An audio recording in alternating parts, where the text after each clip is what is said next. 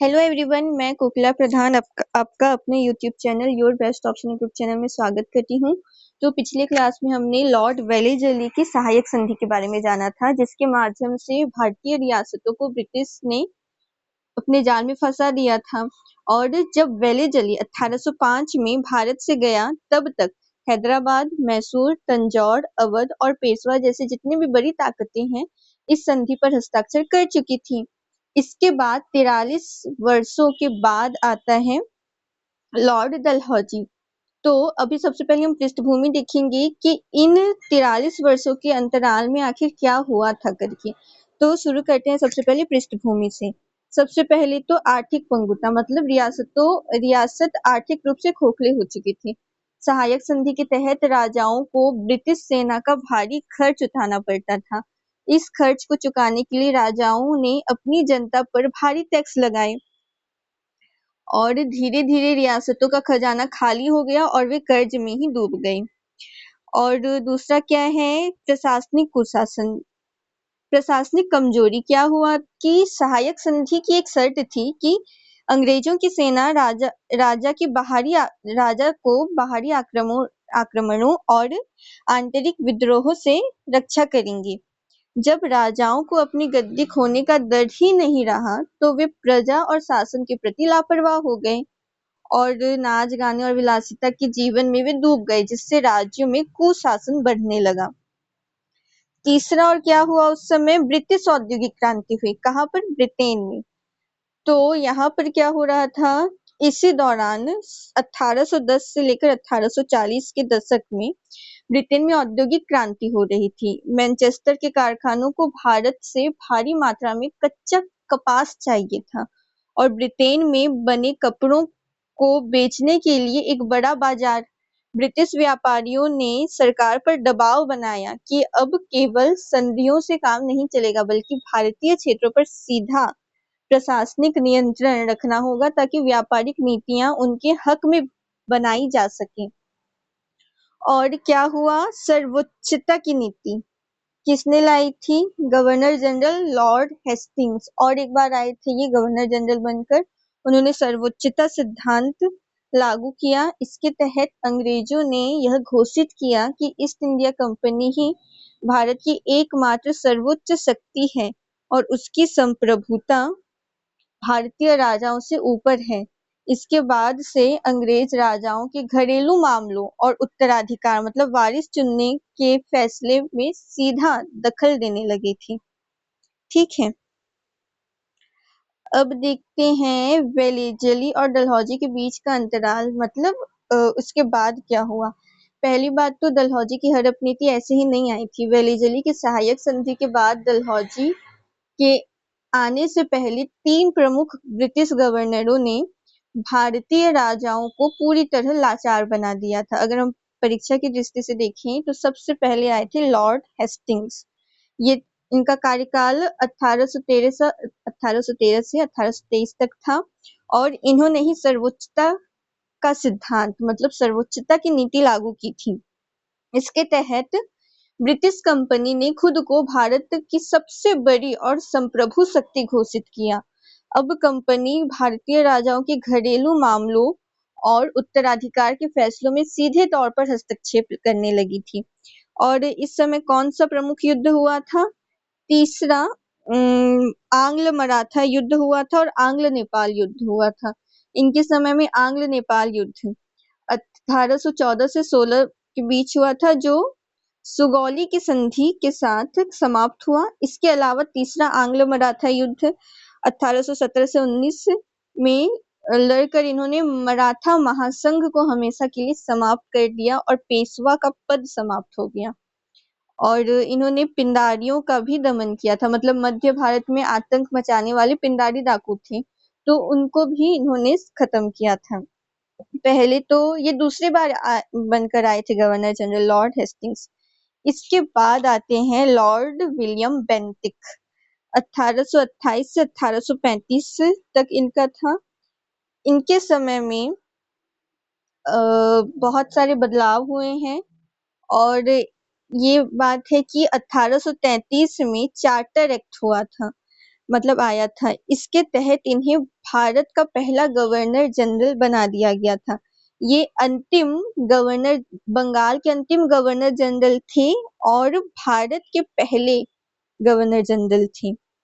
ठीक है। और इनके समय में क्या-क्या बदलाव हुआ? सबसे पहला प्रशासनिक बदलाव जो मैंने आपको बताया कि यह भारत के पहले गवर्नर जनरल बने चार्टर एक्ट 1833 के तहत। इससे पहले यह पद केवल बंगाल के गवर्नर जनरल का था। और सामाजिक सुधार भी हुए हैं, जैसे इन्होंने राजा राम मोहन रॉय के प्रयासों से 1829 में सती प्रथा पर पूरी तरह प्रतिबंध लगा दिया। और एक बात हुई कि कर्नल स्लीमन की मदद से ठगी प्रथा को भी इन्होंने खत्म किया। और शिक्षा के क्षेत्र में क्या हुआ? शिक्षा सुधार भी हुआ है कि 1835 में मैकाले के प्रस्ताव को स्वीकार कर अंग्रेजी को भारत में उच्च शिक्षा का माध्यम बनाया। और रियासतों पर क्या प्रभाव पड़ा? ये तो सुधार, क्या-क्या बदलाव हुआ, सुधार बताएं। अब रियासतों का इनके समय क्या बदलाव हुआ कि इन्होंने कुशासन का आरोप लगाकर मैसूर 1831 में और कुर्ग 1834 में इन जैसी रियासतों को सीधे ब्रिटिश साम्राज्य में मिला लिया, जिससे डलहौजी की हड़प नीति का रास्ता साफ हो गया। ये थे दूसरे गवर्नर जनरल, भारत के पहले गवर्नर जनरल जो थे। और बंगाल के अंतिम गवर्नर जनरल जो कौन है? लॉर्ड हेस्टिंग्स के बाद आई थी। इसके बाद आते हैं लॉर्ड हार्डिंग प्रथम 1844 से 1848 तक।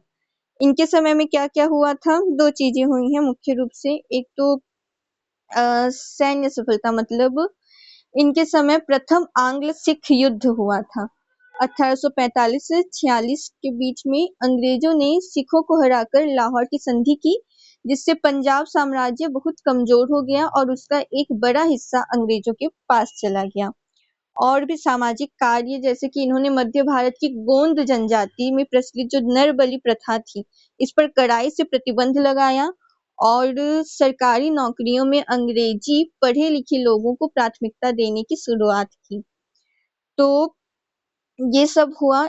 इसके बाद डलहौजी के लिए कैसे सब शुरू हुआ? सबसे पहली बात तो मतलब डलहौजी के आने की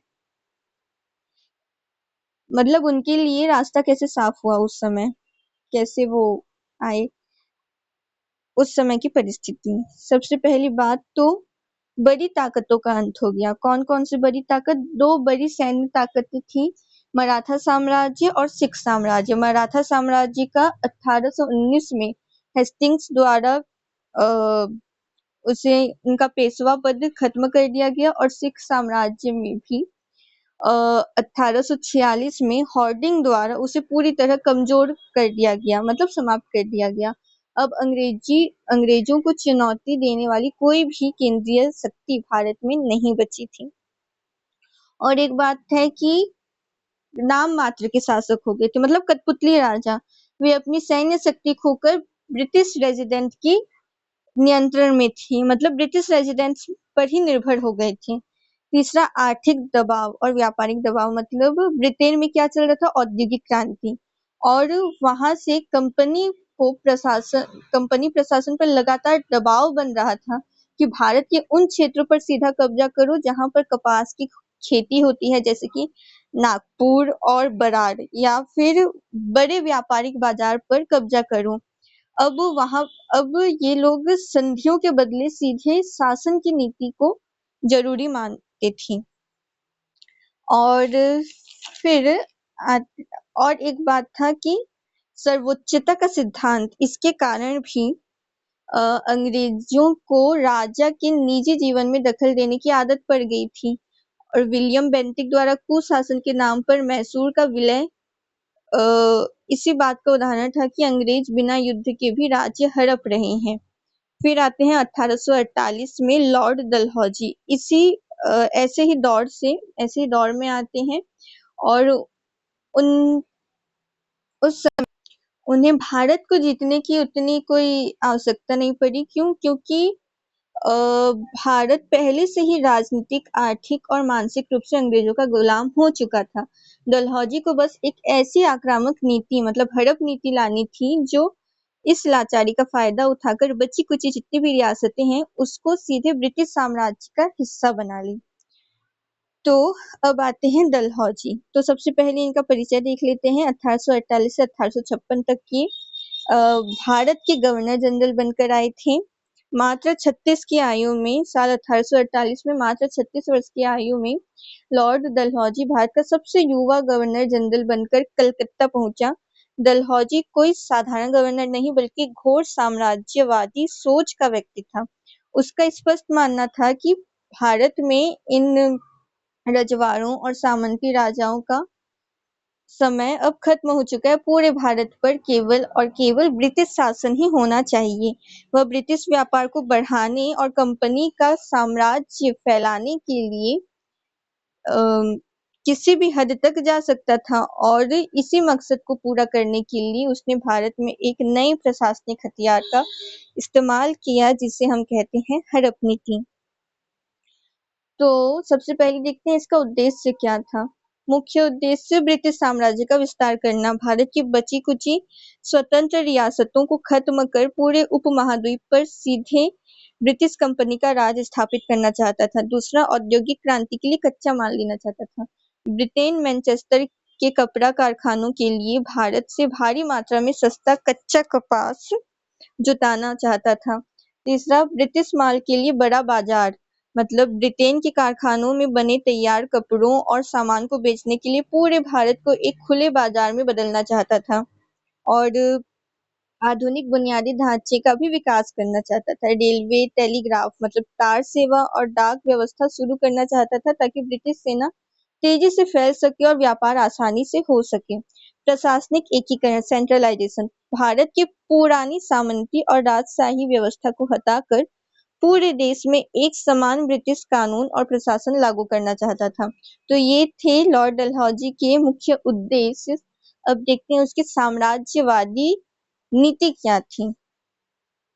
इसका मेन मतलब डलहौजी को हमने जाना कि वह घोर साम्राज्यवादी सोच का व्यक्ति था। उसका मूल दर्शन यही था कि भारत के सभी रजवाड़े और राजशाही पुराने पड़ चुकी हैं, सामंती व्यवस्थाएं हैं जिनका अंत होना निश्चित है। मतलब भारत की सभी सामंती राजशाही व्यवस्थाओं का अंत करना चाहता था और वह कठपुतली राजाओं या फिर मध्यवर्ती राजाओं के पक्ष में बिल्कुल नहीं था। उसका मानना था कि राजाओं के रहने से जनता का शोषण होता है और ब्रिटिश व्यापार को नुकसान पहुंचता है।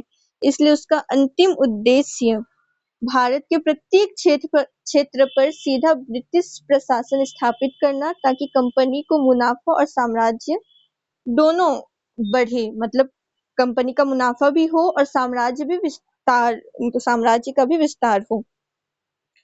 तो अब देखते हैं साम्राज्यवादी नीति का क्रियान्वयन।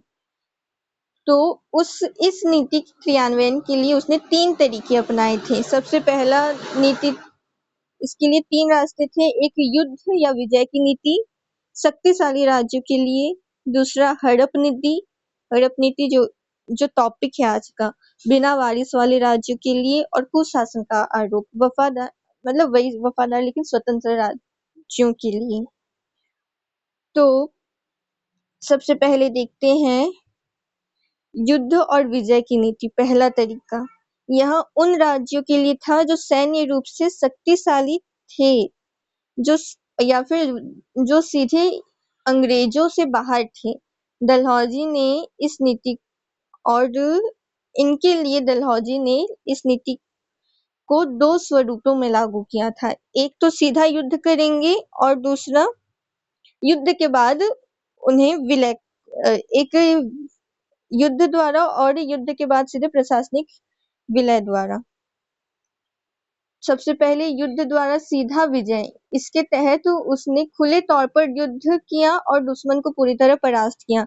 इसका उदाहरण जैसे द्वितीय आंग्ल सिख युद्ध जो हुआ था। डलहौजी ने सिखों को हराकर पूरे पंजाब साम्राज्य को ब्रिटिश भारत में मिला लिया। 1848 से 1839 के बीच में। और प्रसिद्ध कोहिनूर हीरा जो कहते हैं वो महारानी विक्टोरिया को भेज दिया। और एक है युद्ध के बाद प्रशासनिक विलय। युद्ध के बहाने किसी सीमावर्ती या कमजोर क्षेत्र पर हमला करके उसे अपने प्रशासनिक हिस्से से जोड़ लेता था वो। इसके दो उदाहरण हैं। एक द्वितीय आंग्ल बर्मा युद्ध हुआ था 1852 में। डलहौजी ने बर्मा मतलब म्यांमार के तटीय क्षेत्र लोअर बर्मा और पेगु पर अधिकार कर लिया ताकि बंगाल की खाड़ी पर अंग्रेजों का पूरा एकाधिकार हो सके। और एक है जो नहीं लिखी हूँ, सिक्किम का विलय हुआ था 1850 में, सबसे पहले उसी का हुआ था। यहाँ पर युद्ध तो नहीं हुआ था लेकिन ब्रिटिश डॉक्टरों के साथ दुर्व्यवहार का इसने बहाना बनाया था और डलहौजी ने सिक्किम के एक बड़े हिस्से को जबरन हड़प लिया था। ये था पहला तरीका। दूसरा तरीका है हड़प नीति।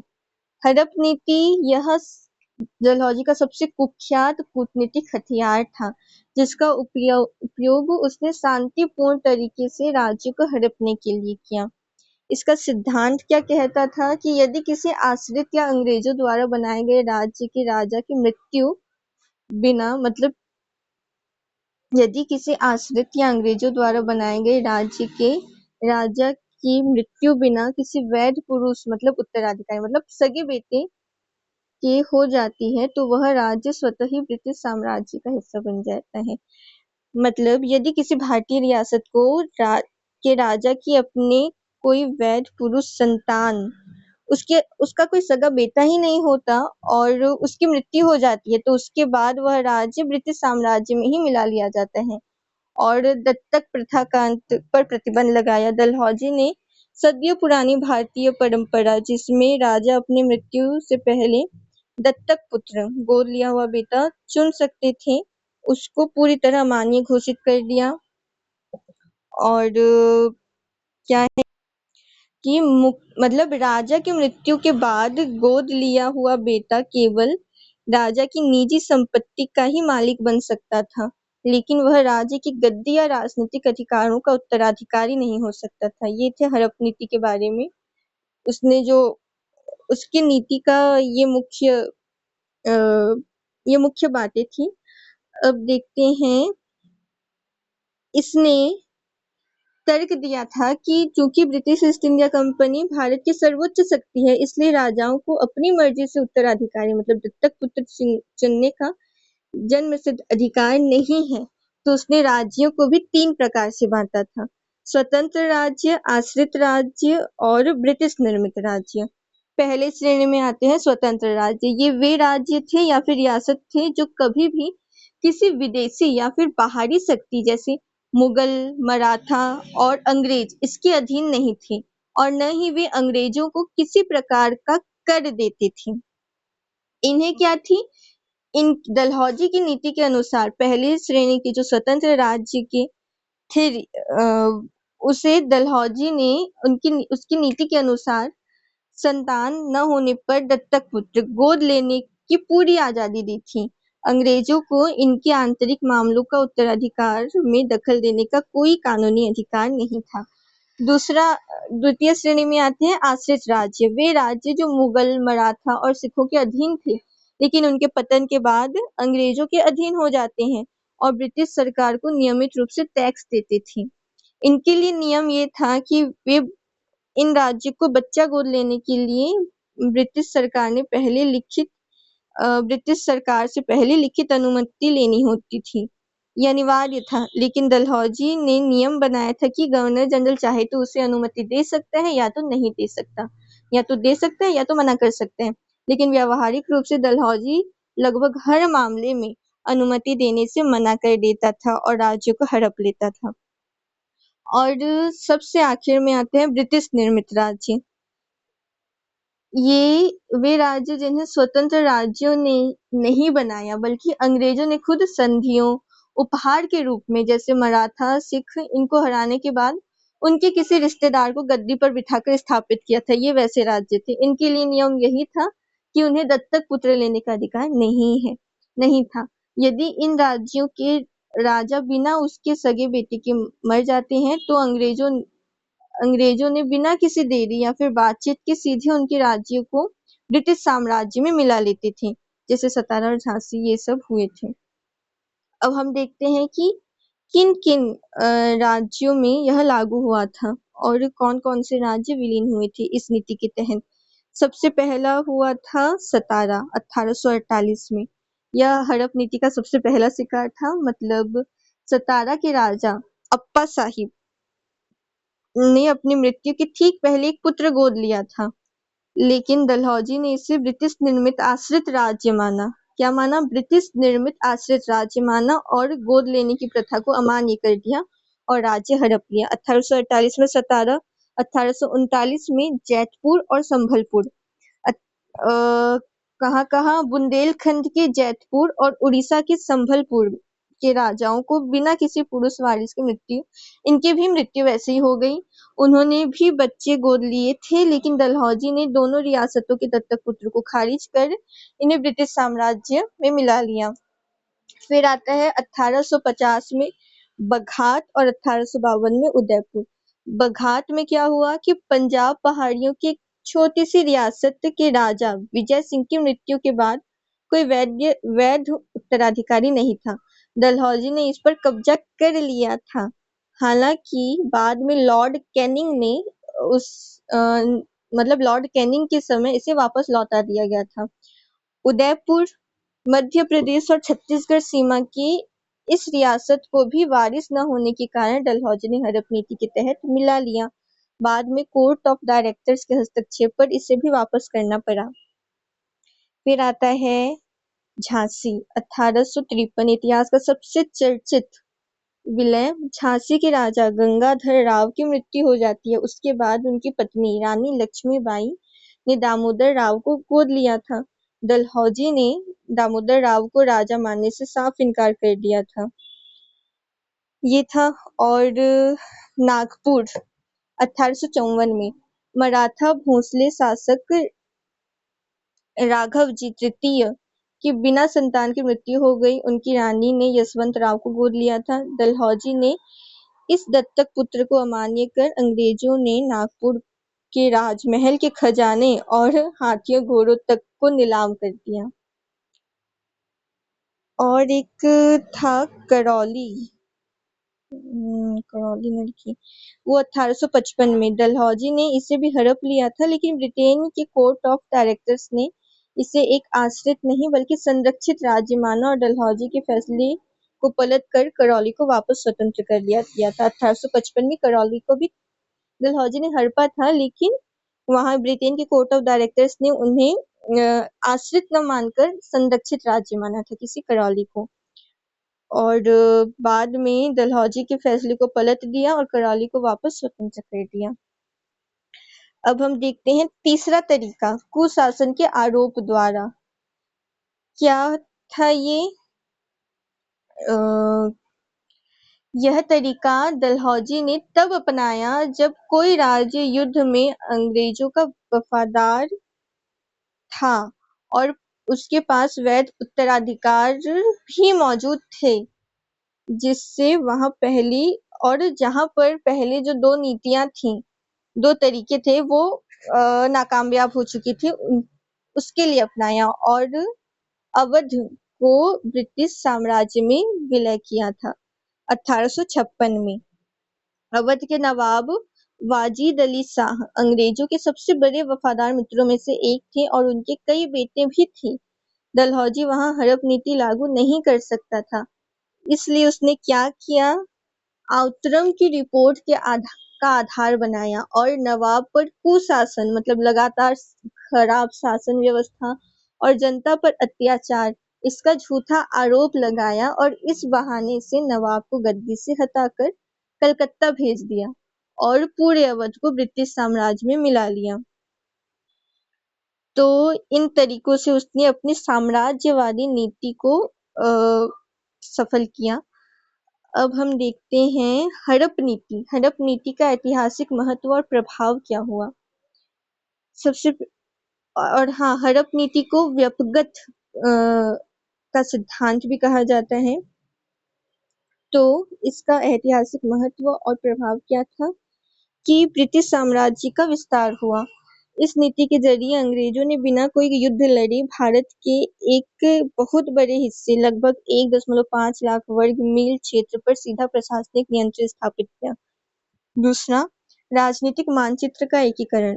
भारत में बिखरी हुई छोटी-छोटी रियासतों का अंत हुआ और पूरे देश में एक समान ब्रिटिश प्रशासनिक व कानूनी व्यवस्था लागू हुई।